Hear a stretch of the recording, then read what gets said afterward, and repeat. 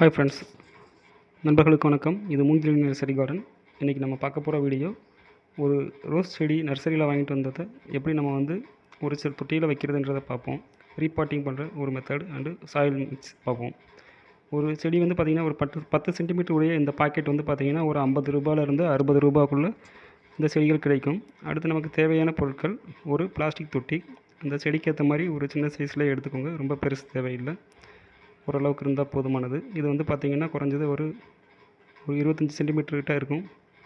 So அடுத்து பார்த்திங்கன்னா நமக்கு நல்லா காய்ந்த ஆட்டுச்சாணம், அடுத்து மண்புழு உரம் ஒரு 2 கைப்பிடி தேவை.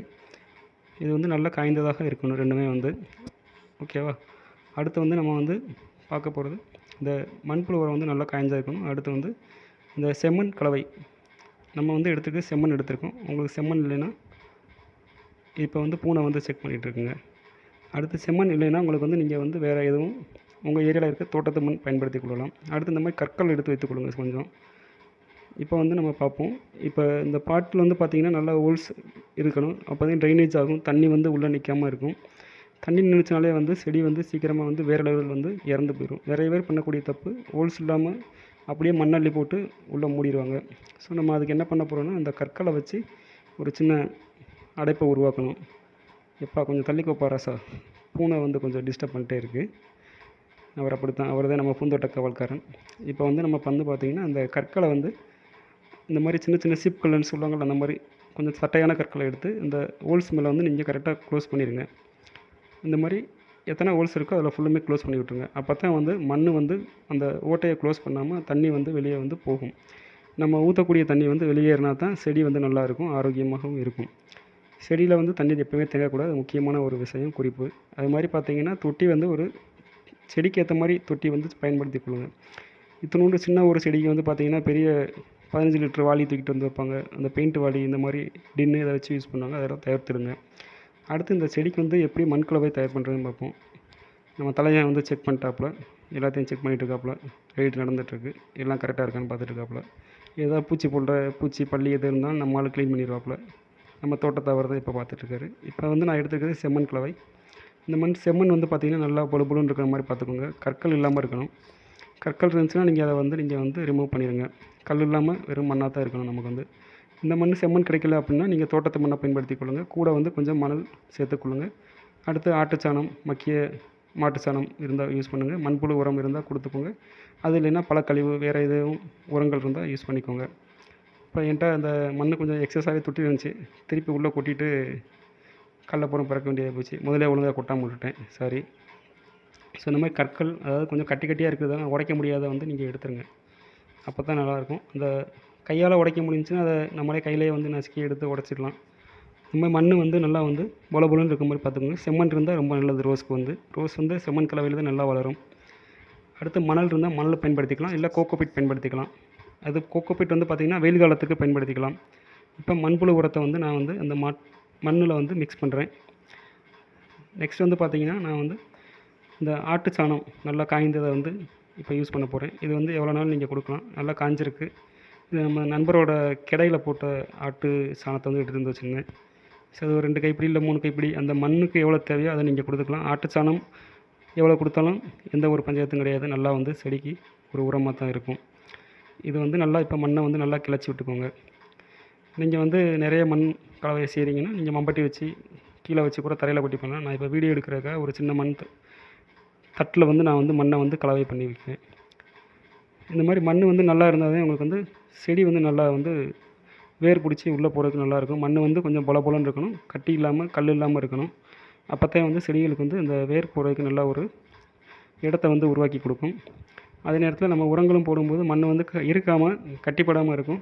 இப்போ மண்புழு உரம் இதெல்லாம் நம்ம கொடுத்ததுனால பார்த்திங்கன்னா நம்ம ஆட்டோமேட்டிக்காக உள்ளே நம்ம மண்ணில் இருக்கக்கூடிய சின்ன சின்ன மண்புழுக்களும் உற்பத்தியாகி மண்ணை கொஞ்சம் காற்றோட்டமாக வைத்திருக்க உதவும். இந்த மாதிரி சின்ன சின்ன கட்டிகளை நீங்கள் கையால் நசுக்கி விட்டு கொஞ்சம் சரி பண்ணிக்கோங்க.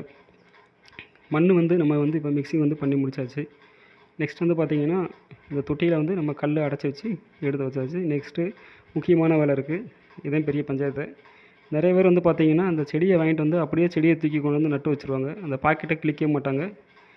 சிலர் செய்யக்கூடிய தவறு அந்த மாதிரி பண்ணுறாங்க. அந்த மாதிரி பண்ணக்கூடாது. இது எதுக்குன்னா நம்ம கஸ்டமர்ஸை வந்து நம்மகிட்ட வாங்குற கஸ்டமராக இருக்கட்டும், இல்லை வெளியே நீங்கள் வாங்கினாலும் சரி, இந்த செடியில் இருக்க இந்த பாக்கெட்டை வந்து கிழிச்சு எடுத்துருங்க. அது மாதிரி வந்து பார்த்தீங்கன்னா, இந்த மாதிரி வந்து ஒட்டு கட்டியிருப்பாங்க. நான் காட்டுற இடத்துல வந்து இந்த பாலித்தீன் கவர் வச்சு ஒட்டு கட்டியிருப்பாங்க. ஊட்டி ரோஸ் பொறுத்த வரைக்கும் அந்த கவரை மட்டும் பிரிச்சிட வேணாம். நீங்கள் மண்ணுன்னு போட்டு க்ளோஸ் பண்ணும்போது அந்த பாக்கெட் வரைக்கும் மண் முங்குற மாதிரி வந்து நீங்கள் செடியில் வந்து வைக்கிற மாதிரி வச்சுக்கோங்க, தொட்டியில் வைக்கிறத வந்து. இப்போ வந்து பார்த்தீங்கன்னா, இந்த செடியில் வந்து கீழே வந்து வேர் முடிச்சுகள்லாம் இருக்குது. கொஞ்சம் கிரிட்டிக்கலான செடியை தான் உங்களுக்கு எடுத்து காட்டுறேன். தலைவன் பார்த்துட்டு இருக்காப்புல. இருப்பா நான் கிளிக்கிறேன்ட்டு அவர் வந்துட்டுருக்கார். என் கை நல்லா நகம்லாம் ஷார்ப்பாக இருக்குன்ட்டு கொஞ்சம் அங்கிட்டு கிளப்பி விட்டு நம்ம வேலையை பார்ப்போம். ஸோ இந்த மாதிரி நம்ம கொஞ்சம் நல்லா கொஞ்சம் பதமான பிளேட் இருந்தால் பார்த்து கொஞ்சம் ஹேண்டில் பண்ணுங்கள். நீங்கள் வந்து அந்த வேர் இருக்க இடத்துல வந்து பார்த்தீங்கன்னா கொஞ்சம் கேர்ஃபுல்லாக வந்து இடுங்க. அந்த வேரை வந்து உடச்சிடக்கூடாது. அதே நேரத்தில் மண் வந்து தனியாக பிச்சு போயிடக்கூடாது வெளியே. பீஸ் பீஸாக 2 துண்டாக ஆக்கிடாதீங்க செடியை வந்து. வேர்லாம் அப்புறம் பிடுங்கிட்டு போயிடும். அந்த மாதிரி வந்துச்சுன்னா செடி வந்து செத்து போயிடும். ரூட் சாக்கிங்னு சொல்லுவாங்க. அந்த மாதிரி எதுவும் ஆயிடக்கூடாது. நம்ம வந்து கேர்ஃபுல்லாக கொஞ்சம் செடிகளை வந்து ஹேண்டில் பண்ணி எடுக்கணும். நிறைய பேர் அந்த பாக்கெட்டுக்காக ஆசைப்பட்டுக்கிட்டு செடியை வந்து இது பண்ணிடுறாங்க. பாக்கெட் வேணும், நான் வந்து அடுத்து பதியம் போடுறதுக்கு யூஸ் பண்ணிக்கேன்னு. அதுக்கெலாம் எதுவும் பண்ண வேணாம். கிழிச்சு தூக்கி போட்டுருங்க. தூக்கி அதை நல்லா ஒரு மக்காத குப்பையில் உங்கள் ஏரியாவில் போடுற குப்பை தொட்டியில் போட்டுருங்க. கொண்டு போய் எதுலையா சாக்கடைக்குள்ளே போட்டு எதுவும் அடைப்பு ஏற்படுத்திடாதீங்க. நம்மளால் முடிஞ்ச சின்ன சின்ன ஹெல்ப் நம்ம பண்ணிக்குவோம். எந்த ஒரு பாக்கெட்டோ எதையுமே வந்து நம்ம தேவையில்லாத இடத்துல போட வேணாம். இது வந்து மக்களுக்கு லேட் ஆகும். இந்த பாக்கெட்லாம் வந்து ஜிஎஸ்எம் கூட. ஸோ இந்த மாதிரி கொஞ்சம் நம்ம வந்து பார்த்து கேர்ஃபுல்லாக அந்த வேர் முடிச்சுகள் இந்த இடத்தெல்லாம் வந்து பார்த்து எடுக்கிறோம் கவனமாக. இப்போ வந்து பார்த்திங்கன்னா அந்த வேர் முடிச்சுகளோடு எடுத்தாச்சு. எனக்கே இது உடையிற மாதிரி தான் இருக்குது. கொஞ்சம் அமுக்கி விட்டாச்சுங்க. மண் உடையாமல் பார்த்துக்கணுங்க. துண்டு துண்டாக வந்துடக்கூடாது. இப்போ அந்த வேர் முடிச்சுகள் 2 பக்கமே நல்லா க்ளீனாக எடுத்துட்டோம். இப்போ வந்து அடுத்து நம்ம செடியை நடவு செய்வோம். இப்போ ஏற்கனவே நம்ம வந்து கீழே ஹோல்ஸை பூரா வந்து கல் போட்டு அடைச்சிருக்கோம். இதில் வந்து பார்த்திங்கன்னா ஒரு இன்ச்சு இல்லை ஒரு 2 இன்ச்சுக்கு வந்து மண் போட்டுக்கோங்க. ஏன்னா சின்ன செடினாப்போ கம்மியான அளவுக்கே கீழே மண் இருந்தால் போதுமானது. நீங்கள் பெரிய லெவலில் செடி வைக்கும்போதே வந்து மண் அதிகமாக தேவைப்படும். அடியில் கொஞ்சம் பெரிய பாக்கெட்டாக இருக்கணும். இது வந்து சின்ன செடி அப்படின்னும்போது இதுக்கு வந்து அதுக்கேற்ற மாதிரி ஒரு சின்ன லெவலில் வந்து ஒரு பாட் வந்து சூஸ் பண்ணிக்கோங்க. ரொம்ப 10 இன்ச் பாட்டு 12 இன்ச் பாட்டுக்கெலாம் போக வேணாம். குரோ பேக் அந்த மாதிரிலாம் போக வேணாம். 12 இன்ச்சுக்கெலாம் அதெல்லாம் தாங்காது. இது ரொம்ப சின்ன செடினால இதுக்கேற்ற மாதிரி ஒரு மினிமம் லெவலில் வந்து பண்ணிக்கோங்க. ஸோ நீங்கள் வந்து மண்ணை போட்டு நான் இந்த இப்போ ஃபுல்லுமே வந்து கவர் பண்ணிகிட்ருக்கேன். இதில் வந்து நீங்கள் எக்ஸஸாக வந்து உங்களுக்கு எதுவும் உரங்கள் தேவைனாலும் திருப்பி ஒரு தடவை ஆட் பண்ணிக்கலாம். இந்த ரோஸ் வந்து பார்த்திங்கன்னா எவ்வளோ உரம் கொடுத்தாலும் அதை பாட்டு தின்ட்டே இருக்கும். அது ஒரு திணி பண்டாரம்னே சொல்லலாம். எக்கச்சக்கமாக உரம் வந்து கொடுத்துக்கிட்டே இருக்கணும். 10 நாளைக்கு ஒருக்க கொடுக்கணும். திருப்பி திருப்பி பராமரிப்பு பண்ணிட்டே இருக்கணும். ஒரு சின்ன குழந்தைய பராமரிக்கிற மாதிரி தாங்க இந்த ரோஸ் செடி வந்து டெய்லி பார்த்துட்டே இருக்கணுங்க. இதில் வந்து திடீர்னு இன்றைக்கி பார்க்காம நாளைக்கு விட்டோம்னா நாளைக்கு புதுசாக ஒரு பூச்சி தொந்தரவு வந்துடும். இலைகள் வந்து பழுத்துரும். அந்த மாதிரி இலைகள் பழுத்துருந்து அதெல்லாம் எடுத்துடணும் வெளியே. ஸோ நம்ம வந்து இப்போ இந்த உரத்தை வந்து எக்ஸஸாக கொஞ்சம் மேலாப்பில் கொடுக்குறோம். ஏன்னா இது வந்து அடுத்து கொஞ்சம் நாளைக்கு இருக்குன்ற மாதிரி நம்ம வந்து யூஸ் பண்ணி கொடுத்துக்குறோம். உரம் கொடுக்குறதுலாம் தப்பு கிடையாது. இந்த மாதிரி இயற்கை உரங்கள் கொடுக்குறதுல எந்த ஒரு பஞ்சாயத்தும் கிடையாதுங்க. செடி நல்லாவே வருங்க.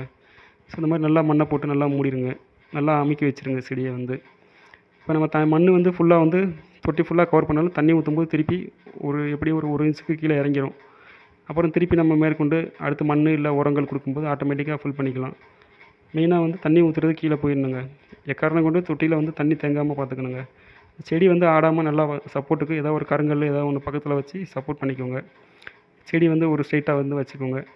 நாங்கள் வந்து எங்கள் கஸ்டமருக்கு சொல்கிறது என்ன பண்ணுவோம்னா, இல்லை எல்லாருக்குமே சொல்கிறது வந்து பார்த்திங்கன்னா, அந்த ஒட்டு கட்டின பகுதியை வந்து மண்ணுக்குள்ளே போகிற மாதிரி பார்த்துக்கணும். ஆனால் இப்போ நான் வெளியே வச்சு பண்ணியிருக்கேன். எதுக்குன்னா, அந்த ஒட்டு கட்டினதுக்கு கீழே வந்து வர செடி வந்து தாய் செடின்னுவாங்க. அந்த தாய் செடியிலேருந்து வரக்கூடிய செடிகளை வந்து வெட்டி விடுறதுக்காக உங்களுக்கு காட்டணும் அப்படின்றதுக்காக அதை நான் பண்ணியிருக்கேன். நீங்கள் வந்து பண்ணும்போது அப்படி பண்ண வேணாம். அந்த பாக்கெட் உள்ள மண்ணுக்குள்ளே போகிற மாதிரி வச்சு மண்ணை வந்து போட்டு மூடிடுங்க. ஓகே, இப்போ மண் கலவை தயார் பண்ணி செடியை வந்து பிளான்டிங் பண்ணியாச்சு. இந்த கல்லை வச்சு நான் சொன்னேன்ல அந்த மாதிரி அந்த வேர் ஒட்டி வச்சு நீங்கள் அழுத்தி விட்டு அந்த செடியை வந்து ஆடாமல் கொஞ்சம் பார்த்துக்கோங்க. அடுத்து நம்ம வந்து தண்ணி கொடுக்கலாம். தண்ணி வந்து பார்த்திங்கன்னா நீங்கள் நார்மலாக நம்ம ஆல்ரெடி நம்ம கையெல்லாம் செம்மண்ணாக இருக்கும். அதெல்லாம் கொண்டு போய் கையை கழுவிட்டு அப்படியே அந்த தண்ணியை கொண்டு வந்து கூட ஊற்றிக்கோங்க. இல்லை நீங்கள் தனியாக வந்து வேறு தண்ணி எதுவும் நீங்கள் ஊற்றினா அரிசி கழுவின தண்ணி வந்து ரெகுலராக நீங்கள் வந்து கொடுங்க செடிக்கு வந்து. அரிசி கழுவுற தண்ணி கொடுத்தோம்னா போதுமானது. டெய்லி வந்து அந்த தண்ணியை கொடுங்க. நீங்கள் உப்பு தண்ணி கொடுத்தேன் வெள்ளை தண்ணி கொடுக்க வேணாம். அரிசி கழுவுற தண்ணி வந்து டெய்லி கொடுங்க. அதில் வந்து பார்த்திங்கன்னா நம்ம வெங்காயத்தூள் இந்த மாதிரி தூள்லாம் வந்து நைட்டே ஊற போட்டு தண்ணியை வந்து வடிகட்டி கொடுங்க. அந்த வெங்காயத்தூளெல்லாம் வந்து அதுக்குள்ளே இருக்கக்கூடாதுங்க. எந்த ஒரு குப்பையுமே போடக்கூடாதுங்க ரோஸை பொறுத்த வரைக்கும். எல்லாமே வந்து நீர் சத்து மாதிரி நீர்லேயே வந்து கரையக்கூடியதாக மாதிரி தான் நம்ம வந்து கொடுக்கணும். இதுக்கு வந்து ஹெவியாக நம்ம வந்து அந்த உரங்களை வந்து குப்பை மாதிரி போட்டோம்னா அதில் வந்து வெள்ளைப்பூச்சிகள் வந்து செடிகளுக்கு வந்து பின்னாடி பிரச்சனை வந்துடும். இப்போ வந்து பார்த்திங்கன்னா நம்ம பண்ண பாட்டிங்கில் தண்ணி ஊற்றிருக்கோம். இந்த ஊற்றின தண்ணி வந்து கொஞ்சம் நேரத்தில் கீழே போயிடும். ஆல்ரெடி போனால் தான் நம்ம பண்ண ஒர்க் வந்து கரெக்டாக பண்ணியிருக்கோன்றது அர்த்தம். ஸோ அந்த மாதிரி தண்ணி போச்சுன்னா இப்போ கீழே வந்து பார்த்திங்கன்னா நீர் வந்து வெளியேறிடுச்சு நம்ம ஊற்றின தண்ணி வந்து. இந்த மாதிரி நம்ம டெய்லி ஊற்றக்கூடிய தண்ணி வெளியே போயிடணும்.